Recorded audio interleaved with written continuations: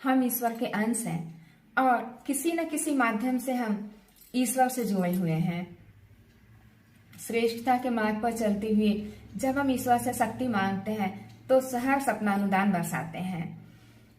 ईश्वर से सहायता पाकर अनेकों लोग तेजस्वी बने, अनेकों ने सफलताएं प्राप्त की और अनेकों अपने लक्ष्य की ओर बढ़ते हुए ईश्वर के कृतज्ञ हुए हैं। उसने हमें निर्णय लेने के लिए पूर्ण रूप से स्वतंत्र रखा है। किसी कार्य में चयन के लिए उन्होंने हमें स्वतंत्र रखा है। सही गलत का निर्णय लेने के लिए उन्होंने हमें स्वतंत्र रखा है। ये सब स्वतंत्रताएं उन्होंने हमें दी है ताकि हम अपने हर कार्य को बखूबी निभा सकें। इसके बाद भी यदि हमसे कोई गलती हो जाए, हे भगवान ये क्या किया, मेरे साथ ही ऐसा करना था क्या, पता नहीं किस जन्म के बुरे कर्मों का फल मुझे दे रहा है भगवान, हे प्रभु मेरे साथ ही ऐसा क्यों, ये सब कुछ हम कहते हैं ईश्वर से। जब हमारे बच्चों से कोई गलती होती है तो क्या वे हमसे ऐसा कहते हैं? ना, बिल्कुल नहीं। जब हमारे बच्चों से कोई गलती होती है तो वो दौड़कर हमारे पास आते हैं, अपनी गलती को सुनाते हैं कि हमसे ये गलती हो गई है, अब हमें क्या करना है ना, और हमसे मार्गदर्शन लेते हैं। परंतु हम जिसकी संतान हैं, क्या हम उनसे मार्गदर्शन लेते हैं?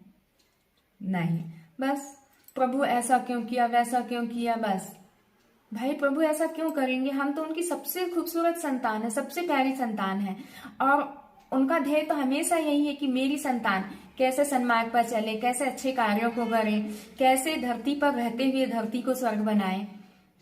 तो वो तो हमेशा नित्य हमारे लिए नई नई योजनाएं लेकर आते हैं ताकि हम अपने जीवन को सफल बना सके। इसके बावजूद भी यदि हमसे कोई गलती हो जाती है और हम जाने अनजाने कई गलतियां करते हैं और ईश्वर के समक्ष जाते भी नहीं है, न उनसे माफी मांगते हैं, न ही मार्गदर्शन मांगते हैं, उसके बावजूद भी वे हमारे जीवन की रक्षा के लिए, हमें सन्मार्ग में लाने के लिए, हमें सीख देने के लिए अप्रत्यक्ष रूप से किसी न किसी माध्यम से हमें सिखाते जरूर हैं और वापस सही मार्ग पर लेकर आते हैं। उसके बाद हमें क्या लगता है, अरे हाँ ऐसा तो होना ही था भाई, यदि ऐसा नहीं होता तो आज हम ऐसे नहीं होते, हमारे साथ ऐसा नहीं होता तो हम वैसे नहीं होते, है ना। उस वक्त हे भगवान तेरा लाख लाख शुक्रिया कि तूने मुझे ये दिन दिखाया। तो गलतियां तो होती हैं और गलतियों से ही मनुष्य सीखता है, परंतु उसके लिए ईश्वर को दोष हो ही देना है। ईश्वर को दोष देने के बजाय ईश्वर के समक्ष कुछ पल बैठकर उनसे बातें कर लीजिए, बस कि प्रभु मेरे हर कार्य में आप सहायक हो जाइए और मैं जिस पथ पे चलूं आपके पद चिन्हों पे ही चलूं, जो राह आप दिखाएं उस पे चलूं, जो कार्य आप करवाना चाहें उस कार्य को मैं करूं, बस।